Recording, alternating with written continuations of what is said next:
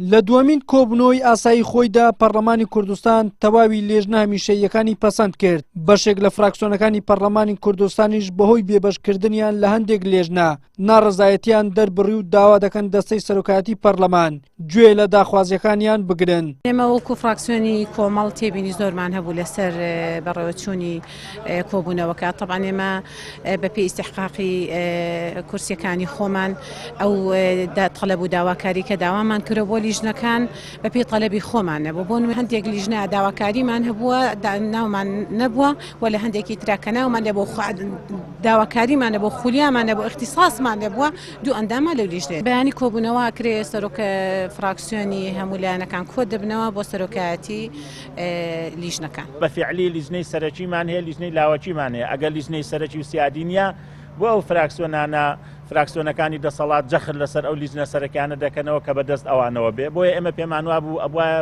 ئۆپۆسیۆن ڕۆڵی هەبووە لەو لیژنانەدا و پێگەی شیاوی خۆی وەرگرتایە. ئەوەی بەلای ئێمەوە گرنگە ئەوەیە هیچ فراکسیۆنێک لە ناو پەرلەمانی کوردستانە قبوڵ نەکات کە ئەو جۆرە کودتای ئەنجام بدرێ. و لێرەوە دەستخۆشی لە فراکسیۆنی یەکگرتووەکەم و فراکسیۆنی کۆمەڵی ئیسلامی کە هەڵوێستی خۆیان دەربڕی و پشگیریان لەنەوەی نوێ کرد. لە دانیشتنەکەی پەرلەمان ئەو چواردە لێژنەیەی مابوون لەلایەن دەستەی سەرۆکاتی پەرلەمانی کوردستانەوە لێژنە بە لێژنە خرانە دەنگدان و بە دەنجی زۆرینەی پەرلەمانتاران پەسەند کران. جێگری سەرۆکی پەرلەمانی کوردستانیش دەڵێت دانانی ئەندامانی لێژنە هەمیشەییەکان بەپێی یاسای سانتلیگۆی 4.1 دانراوە کە هەموو فراکسیۆنەکانیش بەو ڕێکەوتنە ڕازی بوونە. داوا لە نوێنەری سەرجەم فراکسیۆنەکان کرا کە لە کۆبوونەوەیەک لەگەڵ دەستەی سەرۆکایەتی ئامادە بن بۆیە ڕۆژی 27/2 کۆبوونەوەی سەرجەم سەرۆک فراکسیۆنەکان لە هۆڵی مادەی 140 ئەنجامدرا بە سەرپەرشتی جێگری سەرۆکی پەرلەمان و ئامادەبوونی سکرتێری پەرلەمان بۆ ئامادەکاری دابەشکردنی ئەندامان بەسەر ئەو چواردە لیژنەی کە ماونەتەوە. لەو کۆبوونەوەیە بە کۆی دەنگی فراکسیۆنەکان پێوەری سانتیگۆ 1.4 کرایە بنەما بۆ بەرکەوتەی هەڵبژارن و ڕێژەی ئەندامانی هەر فراکسیۆنێک لە هەر 15 لیژنەکەی پەرلەمانی.